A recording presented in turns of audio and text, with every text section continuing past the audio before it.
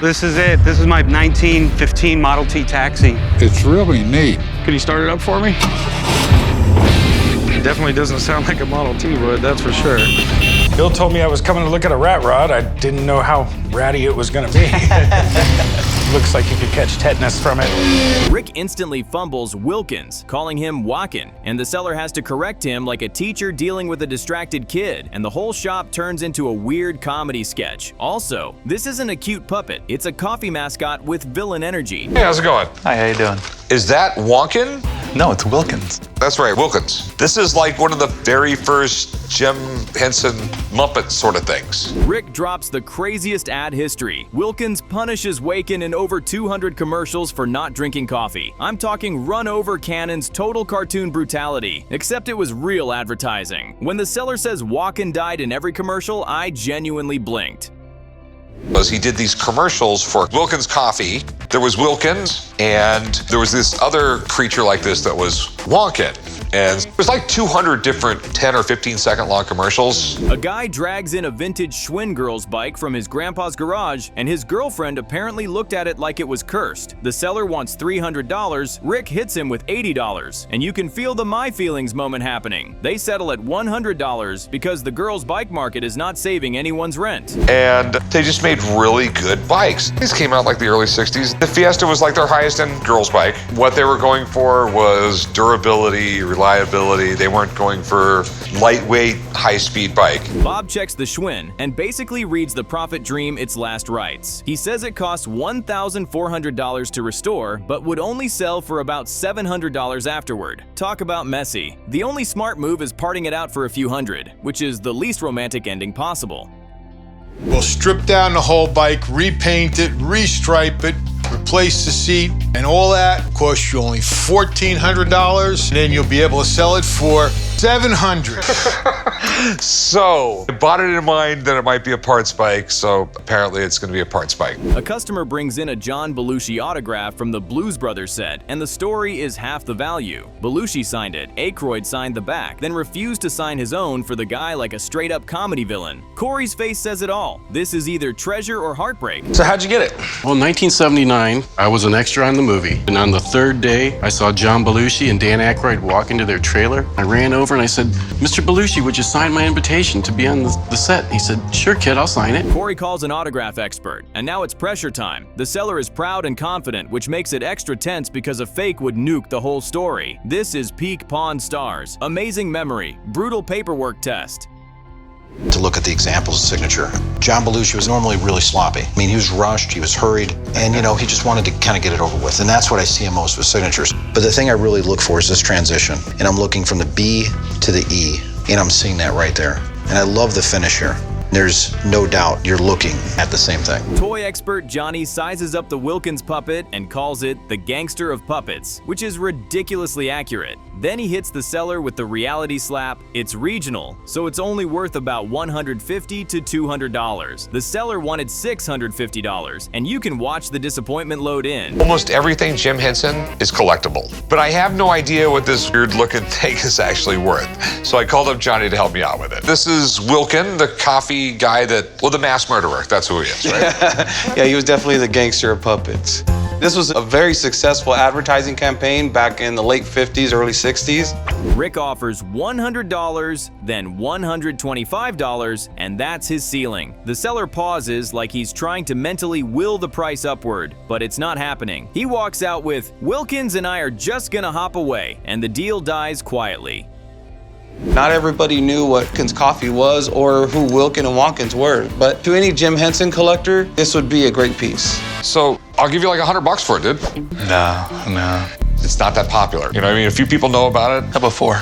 There's no money at 4. I mean, A couple brings in an 1894 S. Barber dime, the king of dimes, claiming it was found while weeding carrots, which sounds like a fairy tale. Rick tells the legendary rarity story, and the guy wants $400,000 to pay off his house. It feels like a lottery moment, but the vibes are nervous. This is pretty amazing.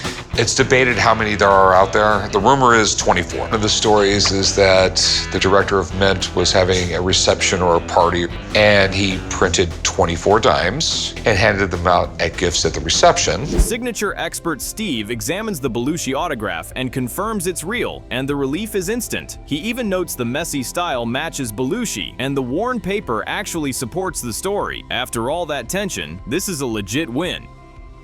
A guy came in with a John Belushi autograph from 1979. The man was a comedic genius, and I'm a fan, but I have no idea what this could go for. So I called in Steve to come help me out. I'm a huge John Belushi fan. He didn't sign a lot of autographs, okay? And, you know, there was a time where he was pretty much unapproachable, too. He had a bodyguard that traveled with him. Corey negotiates from $300 because framing costs exist, even if the seller doesn't want to hear it. They haggle up to $500. Then Corey throws in a goofy final $501 like he's tipping the deal into existence. The seller accepts, and that extra dollar somehow makes it funnier. Influential comedians there ever was. I mean, this guy turned being a comedian into, rock star status. One time, this guy had the #1 TV show, the #1 album in the country, the Blues Brothers soundtrack, and the #1 movie, Animal House. Right. He absolutely stole the movie. How many lines did he say in Animal House? Rick and Corey end by arguing which Muppet Rick is, and it's the perfect dumb chaos bow on the episode. Rick claims Sam the Eagle, Corey votes balcony heckler or Oscar the Grouch, and Rick immediately goes full nerd to correct the franchise. It's petty, hilarious, and pure family energy.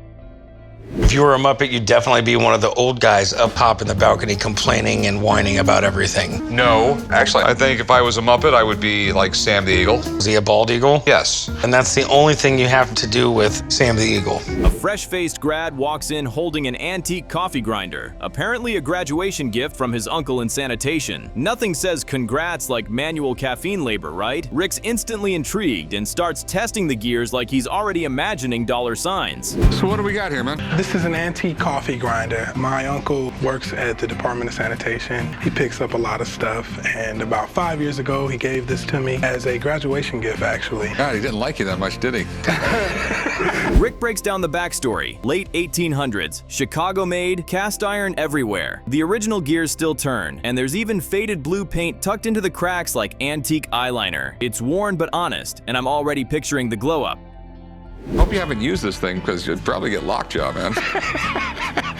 It's definitely cool. I mean, you put the coffee in there, you turn the handle, and it comes out here. I'm sure a few tons of coffee has gone through this thing. This thing's like 120 years old, probably. It looks late 19th century, late 1800s. Okay. All right, made in Chicago. Right. And at the time, that was the industrial center of the world, basically. Then the seller swings big with a $500 ask. Rick coolly reminds him restoration costs real money and fires back at $200. You could cut that tension with a knife. These things were built to last forever. As long as you don't drop this thing, it ain't gonna break. It ain't gonna wear out. The condition on it's great, actually. I mean, it just needs a lot of sandblasting and a lot of paint. At one time, this whole thing was painted. As a matter of fact, you can still see some of the blue paint right in there. This is the kind of project that gets me excited. And just like that, deal done at $200. The seller shrugs. He doesn't even drink coffee, while Rick flashes that quiet, I love a fixer-upper grin. That grinder's profit is already brewing in his head. And I'll tell you what, I'll give you $200 for it. That's a quality piece, man. Yeah, I mean, I'm gonna have to spend $300 or $400 to get it powder coated to make it look nice. That's a drop in a bucket for what you'll get for it, man. But, there's a limit to what I can pay for something. So, $200. Deal. Rick sends it to restoration wizard Rick Dale, and the transformation is wild. Layers of grime and old paint get blasted away, revealing a sleek, polished finish. From dusty relic to showroom stunner. Talk about a comeback. A few weeks ago, I bought an antique coffee grinder. I dropped it off my buddy Rick Dale's, have it cleaned up, and now I'm on my way to pick it up. And I can't wait to see it restored. So, what do you think? How's it going, man? Good, how are you, Rick? Damn, it looks great. Tell me everything you did. Well, we had to take the wheels off and open the gears up, but there's not too many moving parts. Next in, a 1967 Rat Patrol lunchbox covered in desert war chaos. The seller barely remembers the show, and honestly, I'm laughing at the idea of kids carrying explosions with their PB&J. Nostalgia is strong, but condition is everything. No, I forgot that. I got a 1967 Rat Patrol lunchbox I'm interested in selling. Okay. Do you know much about it? No, I didn't even know much about Rat Patrol until just recently, so. Oh, okay. Yeah. It was a really low-budget TV show about 4 guys in the desert.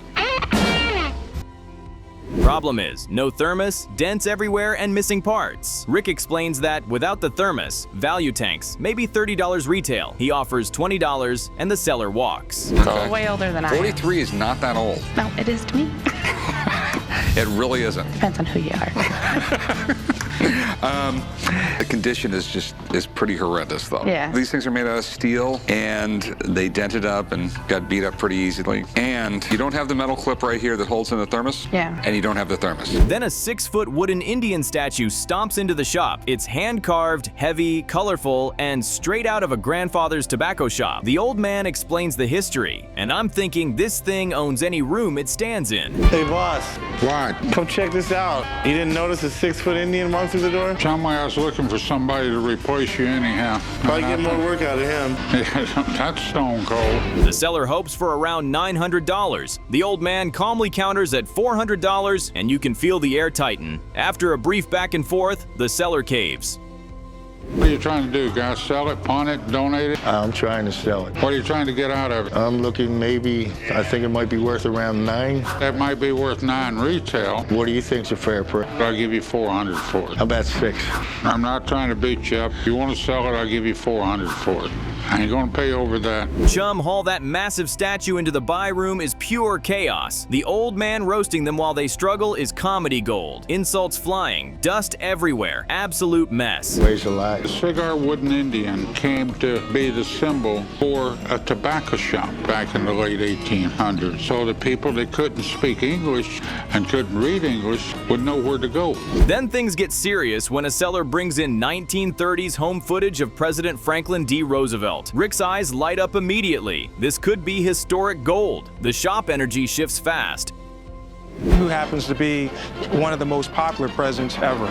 So how in the world did you get this? I used to work for an antique dealer, and it was just a box of old film, and it was no use to him, and I asked him could I have it, and he let me have it. And you went there and started looking through them, and... Yeah, and I just couldn't believe it. I was like... They roll the projector and everyone crowds around. White House shots, blimps, and FDR himself flicker on screen, and the old man is practically glowing. Rick stays cautious, but clearly impressed. Earlier, a guy brought in a film he claims is of FDR from the 30s. If it's legit, it could be worth a ton of money. A ton. But we'll have to watch it to be sure. You never know, this could be spy footage right here. Then the bomb drops. The seller wants $90,000. Rick nearly chokes and reminds him that even rare footage needs comps. Negotiation collapses, and the seller walks with nothing but big dreams. I can't believe you've had this for so long. And then you haven't done anything with it for like 15 years? No. All right, so how much do you want for it? You know, everything's got a price. I'm looking for $90,000. Whoa, that's a tough, I don't see it there. The episode opens with pure collector chaos. Someone strolls in clutching a 78 RPM copy of the 5 Sharps Stormy Weather, and Rick instantly knows this isn't your average vinyl. This thing is whispered about like buried treasure in doo-wop circles. Then the seller casually throws out a $25,000 price tag, and I almost fall off the couch. Buckle up. What do we got here? We have probably one of the rarest records in the world. Okay. The 5 Sharps Stormy Weather. The 5 Sharps. I have never heard of them. This is the infamous copy on the Dick Clark show where they had an oldies rarest record. We learn the seller's father actually reissued the song in the 70s because fans were desperate just to hear it. The vinyl has a visible crack running through it, but he insists this is the legendary copy collectors obsess over. Rick brings in Warwick, the music expert, and you just know reality is about to hit hard. Cue the tension. I'd like to sell the record because I feel it's very valuable and I think it's time to maybe pass it on. I tell you the truth, I know nothing about this record. My father had a record label named Bim Bam Boom Records. He had purchased this record in 1971 and released it on his record label. Warwick confirms it's authentic, but then absolutely roasts the song, calling it awful. Imagine owning one of the rarest records alive and everyone agrees it sounds terrible. He values it at $3,000 to $4,000, nowhere near $25,000. The seller's face drops, Rick stays cool, and I'm sitting here stunned. That escalated fast. Song Stormy Weather, performed by the 5 Sharps? I've never heard of it. So if anyone would know anything about this, it would be Warwick. Hello, how are you doing today? What do you got? It says this is like the rarest of the rare. Rick tosses out a $1,000 offer like it's spare change. The seller claims he's had offers quadruple that and decides to walk away. No handshake, no deal. Watching him leave with that cracked vinyl felt symbolic. Dreams of $25,000 gone. That wasn't just a record scratch. That was reality snapping loud. I would give you $1,000 for it. It's funny you should say that, though, because I've already gotten offers 4 times the amount he offered. Good luck with it. And also remember, offers are one thing, cash is another. Understood. Good luck with it, man. Thank you. Be well. He's entitled to his opinion, but for that amount of money, I would just keep it and hang it on my wall. Then the scene flips and enrolls what can only be described as a junkyard science experiment on wheels, a rat rod built from buckets, plates, and probably a tetanus shot waiting to happen. The seller wants $17,500, and I physically recoil. It looks like a post-apocalyptic art project. Corey hops in to test it, nerves included. If I get the full price on this car, I've got 20 cars already in line that I've got plenty of plans for, and they're going to get crazier than this one. Man, so tell me about it from front to back. 1927 Essex Super 6. We found it in South Dakota. It's been sitting in an open field since 1943.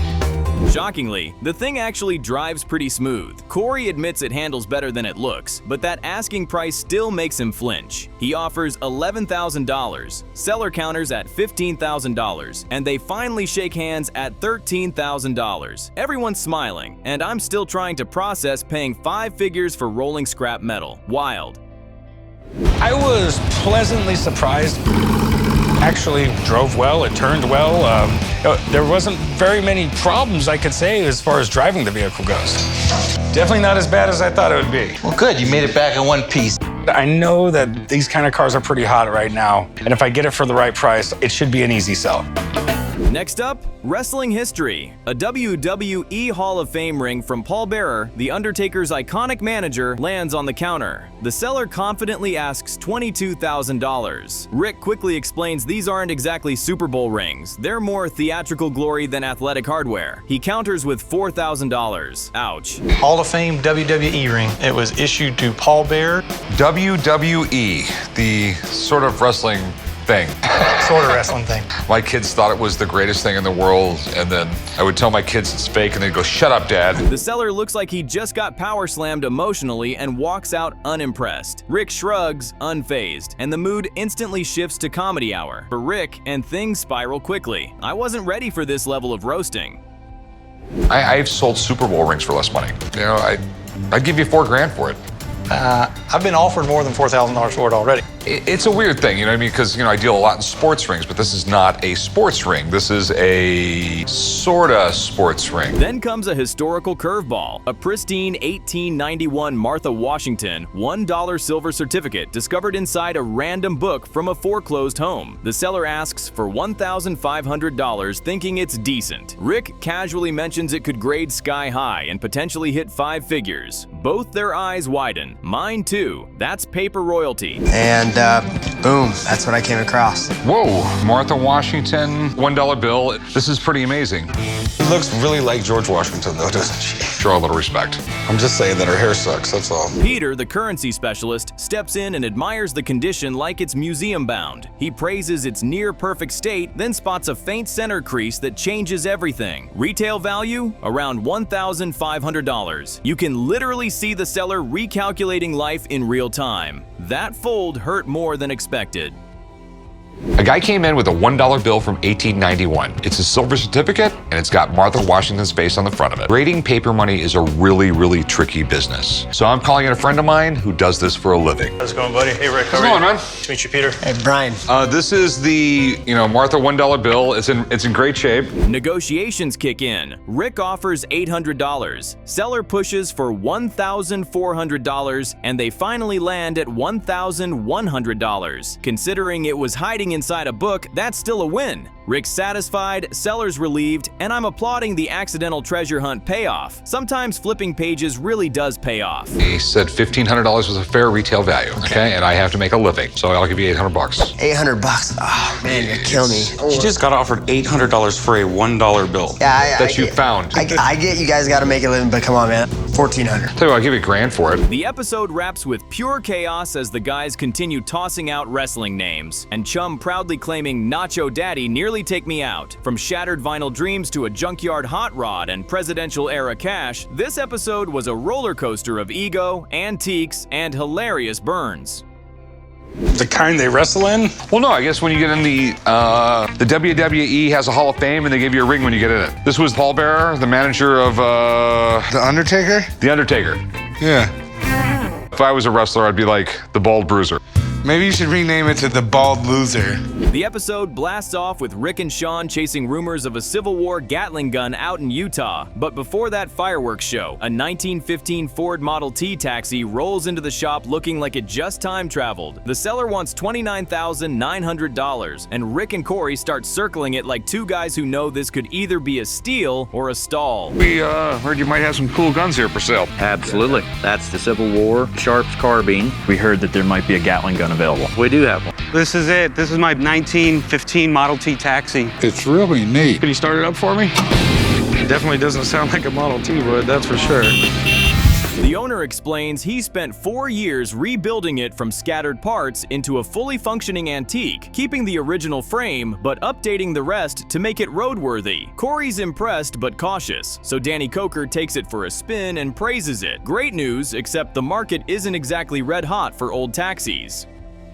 Buddy Sean headed out to Utah to check out a Civil War era Gatling gun. These guns are the holy grail for collectors. So we're really hoping we're not too late and it hasn't been put in an auction. Okay, general store, guns. There's holsters. I imagine guns are close by. Okay. Hey, how's it going? Good, good. How you guys doing? Oh, pretty good. We heard you might have some cool guns here for sale. Corey opens with $20,000, and the seller practically flinches, insisting he can't dip below $25,000. After some tense back and forth, they settle at $21,000. And you can feel the mix of relief and regret hanging in the air. Out in Utah, Rick and Sean check out an 1863 Sharps carbine, and the seller confidently asks $2,500 while hyping its Civil War legacy. Rick lights up over the rifle's innovative design, practically treating it like the cutting-edge tech gadget of the 1860s. This changed so many of the outcomes of the battles during the Civil War, especially the Battle of Gettysburg. The Union cavalry was hiding in the ridgeline, and they had Sharps carbine.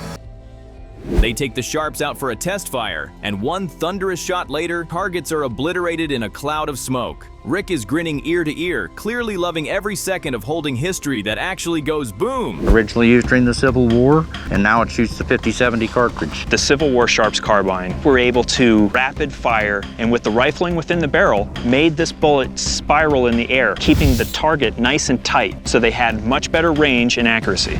Negotiations heat up as Rick counters the $2,500 ask with $1,500, inching his way up through $1,800 and $1,900. They finally shake hands at $1,900, avoiding a standoff that could have rivaled the original Battlefield drama. It was amazing. I fired off 50 rounds in like 3 seconds. I'm shaking. If I can work out a decent price, you're damn right. I'm gonna buy it. All right, so after shooting this thing, I'm just dying to know, what do you have to have out of the Gatling gun? The Gatling gun has got to be $335,000.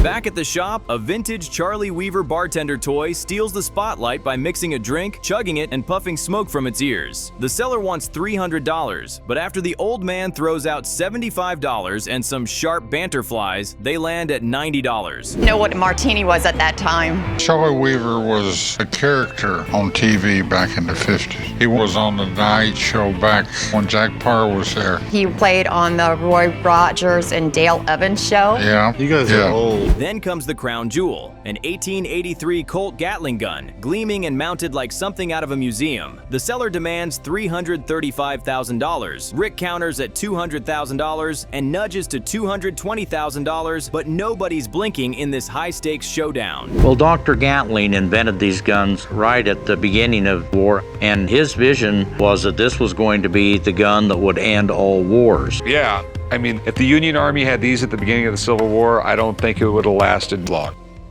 They actually get to fire the Gatling, and once Rick starts cranking, water jugs explode like they never stood a chance. 50 rounds fly in seconds, and for a moment, it's pure adrenaline with a side of disbelief. Yeah! Shooting the sharps was awesome, but it's nothing like the Gatling gun we're about to shoot. Now this. This is the This holy is grail. amazing. Once this thing was cranking, anything in its path was going down. Which one of you guys wants to fire this baby? Me. I thought I was your friend. Back to reality. The seller won't budge from $335,000, and Rick refuses to climb past $220,000. The deal collapses, but Rick walks away buzzing from the experience of firing one of the most legendary weapons ever built. I have the Gatling gun on a very high pedestal. It may be the ultimate gun. I mean, I don't mean to insult you, but I'll give you 200 grand. Well, that's too low of an offer. I'll tell you what, I can go up to 220,000. That's it. Yeah, it's a lot of money. You bring this thing to auction and they charge you 30%, that's $100,000. The episode closes with Rick back at the shop, proud of his Sharps purchase, while Corey boasts about snagging the Model T. Between vintage cars, Civil War firepower, and a toy bartender with a drinking problem, this one was packed with sparks, even if not every deal sealed with a bang. But when you find the right guy, you're going to get the money out of it. How about $1,700 for the sharps? I was thinking $2,000. How about 18? Cash right now? All right, how about 1,900? Have a hard bargain. Okay, sweet.